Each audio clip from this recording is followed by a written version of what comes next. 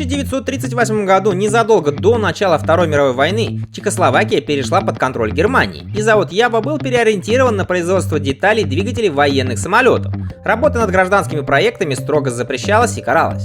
Тем не менее, в 1940 году инженеры ЯВА начали тайно работать, разрабатывая и создавая новую модель, которая могла быть запущена после прекращения военных действий. Разработка этой новой модели велась параллельно с ремонтными работами над мотоциклами вермахта. Новая ЯВА была выкрашена в армейский зеленый цвет, чтобы избежать подозрений немцев, и имела поддельные регистрационные номера СС. И если на дорожных испытаниях водители вдруг останавливали армейские патрули, то он объяснял, что машина была эксклюзивным новым прототипом для СС. Таким образом, к 1944 году было изготовлено и испытано 20 новых мотоциклов ЯВА.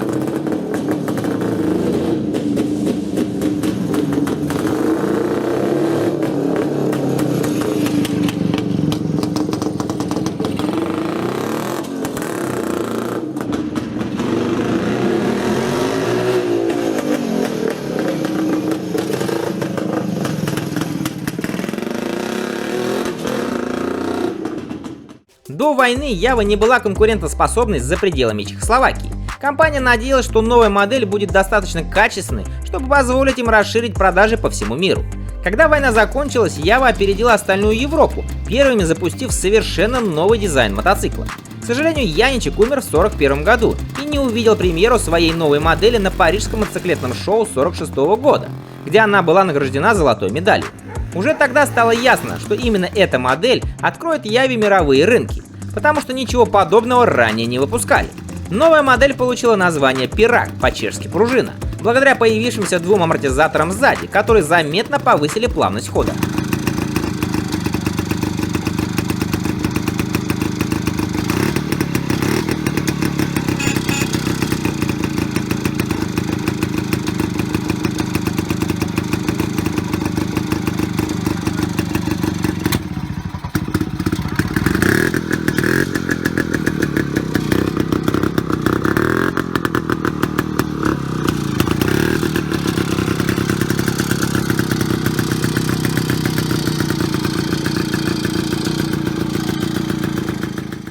Эта ЯВА серьезно отличалась конструкцией от своих предшественников. Рама была изготовлена из четырехгранных труб. Телескопическая передняя вилка с витыми пружинами переходила в переднюю обтекаемую фару, в которой был встроен спидометр. Вообще, обтекаемость была преобладающей особенностью дизайна. Помимо фары, весь двигатель выглядел очень аэродинамично. Даже карбюратор был заключен в обтекаемый алюминиевый корпус с ребрами, а большая часть проводки была скрыта в трубах рамы, что подчеркивало чистые линии мотоцикла.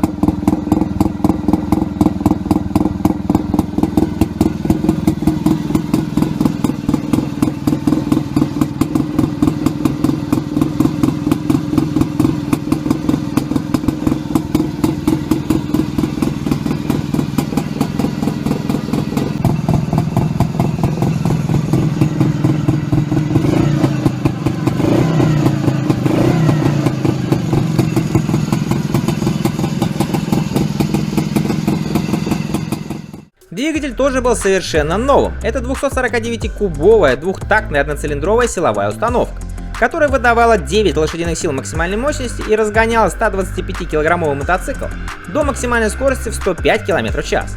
Особенностью этого двигателя являлась новая конструкция. Четырехступенчатая коробка передач была создана в одном блоке с двигателем, а новое многодисковое мокрое сцепление позволяло переключать передачи при езде без выжима сцепления. Новый мотор показывал отличную экономичность, расходуя в среднем 3 литра топлива на 100 км пути, что при полном 13-литровом баке обеспечило более чем достойный запас хода. Базовая конструкция этого двигателя была настолько удачной и надежной, что легла в основу различных моделей ЯВА в течение почти 5 десятилетий после ее появления.